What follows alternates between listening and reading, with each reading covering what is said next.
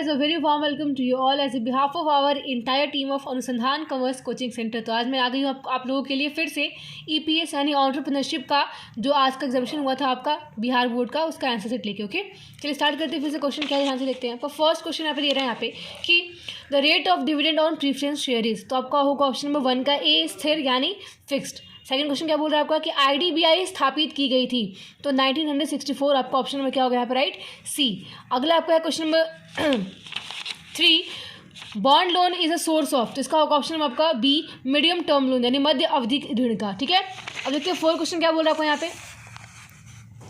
Dividend is आपका होगा option में B appropriation of profit. Okay, अगला आपका है कि production cost per unit increases when production decreases, आपका जो है क्वेश्चन नंबर 5 का उसका होगा ऑप्शन नंबर आपका ए। ओके, अगला है परियोजना प्रतिवेदन सारांश है, तो किसका है ऑप्शन नंबर डी इनमें से सभी का।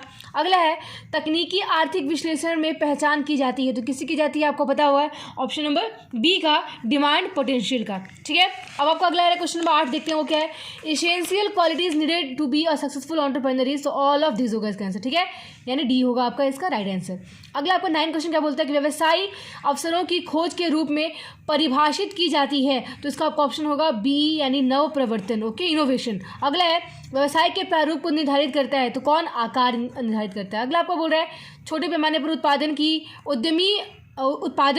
उद्यमी पसंद करते हैं, तो क्या पसंद करते हैं भैया, एकाकी व्यापार। ठीक है, अगला आपका आने वाला है क्वेश्चन नंबर 12 को देखते हैं वो क्या है।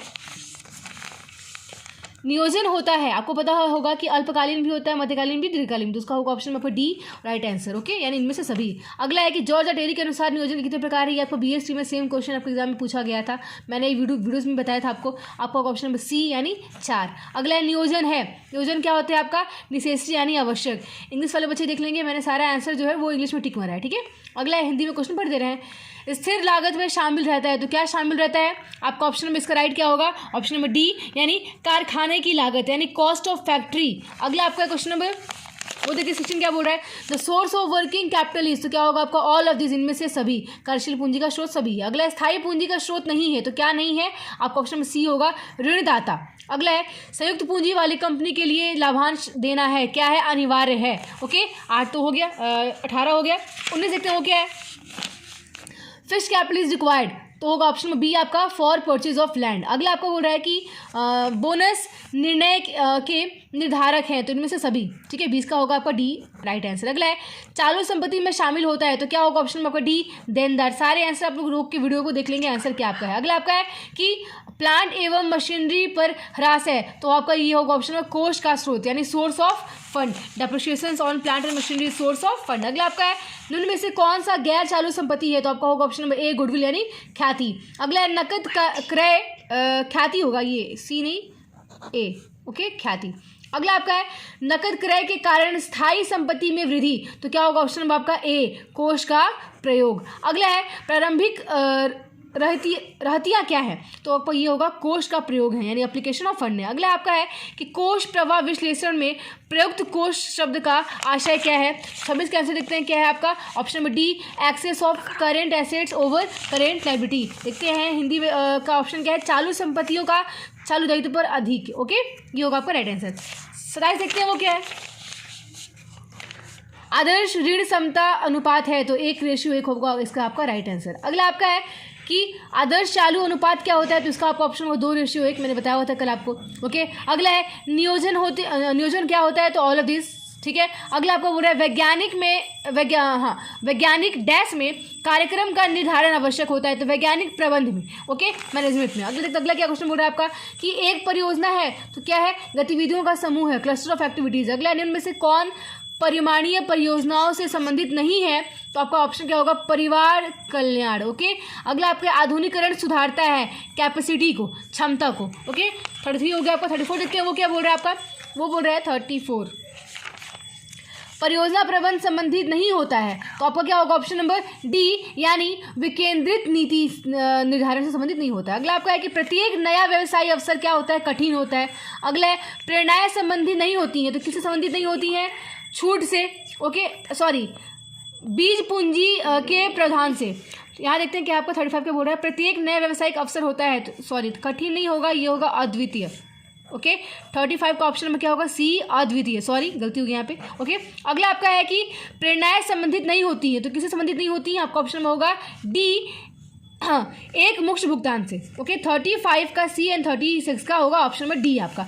37 क्या है, सामाजिक ढांचा की रचना होती है, तो आपका होगा ऑप्शन नंबर सी, यानी समुदाय के क्रियात्मक विभाजन से होता है, इसको इंग्लिश में बोलते हैं फंक्शनल डिवीजन ऑफ कम्युनिटी। अगला है ज्ञान अर्जन प्रक्रिया में सम्मिलित होते हैं, तो क्या होगा संचालन, मनोभाव एवं आधुनिक क्रिया। मैंने कल पढ़ाया था आपको, सेम क्वेश्चन दिया था मैंने, ड्राइव डू एंड रेस्पॉन्स। अगला आपका है कि आर्थिक सहायता है, क्या है भैया, पुनः भुगतान है, रिपेमेंट है, सब्सिडीज रिपेमेंट।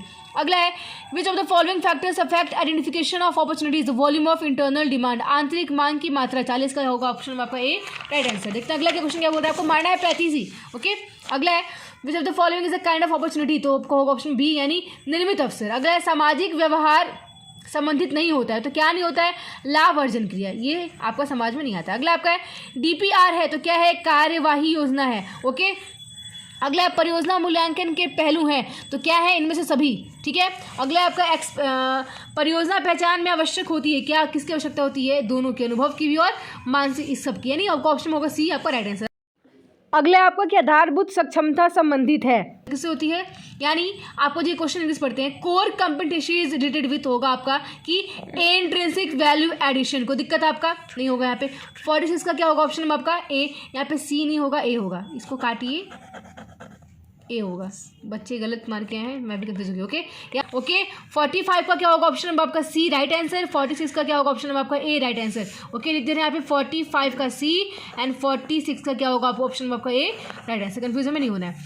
47 क्या है, या बच्चे गलती कर दिए यहाँ पे। अगला है project is prepared by all of this होगा, ठीक है, यानी परियोजना तैयार की जाती है सभी, इनमें से सभी के द्वारा। अगला है कि गर्भावधि संबंधी है, किससे संबंधित होती है, देखते हैं इसका आंसर क्या है। 48 का आंसर आपका होगा बी, यानी इनक्यूबेशन पीरियड। ओके हिंदी क्या है इसका, बी का देख लेते हैं, ध्यान से पढ़ लेते हैं कि उद्भव अवधि से। ओके क्या होगा इसका राइट आंसर आपका बी। अगले देखते हैं क्वेश्चन क्या है,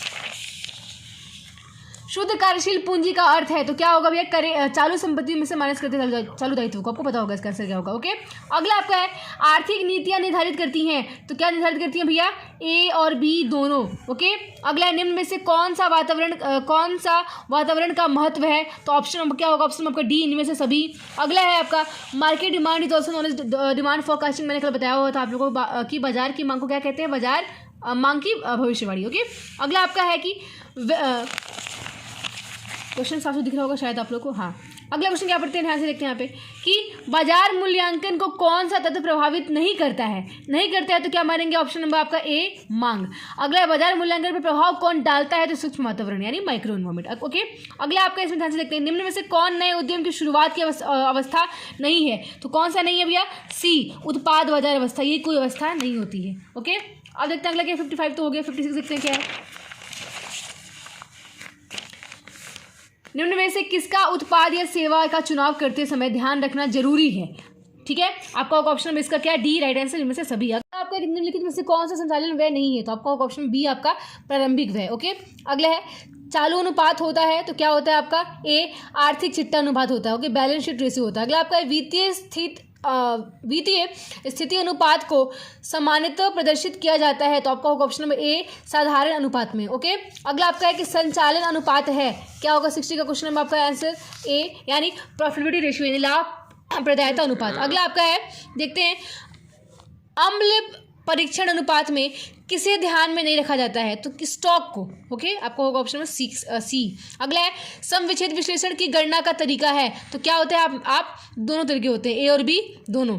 ओके अगला क्वेश्चन क्या है कि उद्यमी पूंजी विचार अनुपात हुआ भारत में, इंग्लैंड में, अमेरिका में या जापान में, तो आपका ऑप्शन में इसका सी राइट आंसर अमेरिका में। ओके अगला देखते हैं क्या 64 इंग्लिश में सारे बच्चे आंसर देख लेंगे, सारे आंसर इंग्लिश में ठीक मारा गया, ठीक है। अगला है भारत निवेश कोष स्थापित किया गया, तो कब स्थापित किया गया, कहाँ पे किया गया, आपको मैंने कल ही बताया था शायद क्वेश्चन में कि ग्रीनलेस बैंक द्वारा स्थापित किया गया था। ओके अगला आपका प्रबंध की प्रकृति क्या है, दोनों है, ए एंड बी दोनों। अगला आपका प्रबंध का सामाजिक उत्तरदायित्व क्या होता है, तो टुवार्ड्स ऑल सभी की प्रति होती है। ओके अगला है प्रबंध कला है, आपका क्या होगा option number B C. Okay both A and B, यानी स्वयं काम करने की, दूसरे से काम लेने की भी। अगला आपको क्या है कि अप्रत्यक्ष उत्पादन में क्या आती हैं, तो इनमें से सभी आते हैं। ठीक है, अगला है कि उत्पाद निरीक्षण का महत्वपूर्ण पहलू क्या है, तो आपका क्या होगा ऑप्शन में राइट, डी इनमें से सभी। अगला है व्यवसाय के लिए विपणन है, क्या है भैया, अनिवार्य है यानी कंपल्सरी थे। तो ये है आपका एंटरप्रेन्योरशिप का आंसर की, जो कि आज एग्जाम हुआ था। ओके, मैंने सारा क्वेश्चन रिव्यू आपको पहले दे रखा था, उसमें से क्वेश्चन मैच किए हुए हैं। ओके, होप आपके लिए वीडियो हेल्पफुल होगा। तो फिर मिलते हैं नेक्स्ट एग्जाम के लिए, तब तक के लिए goodbye and take care.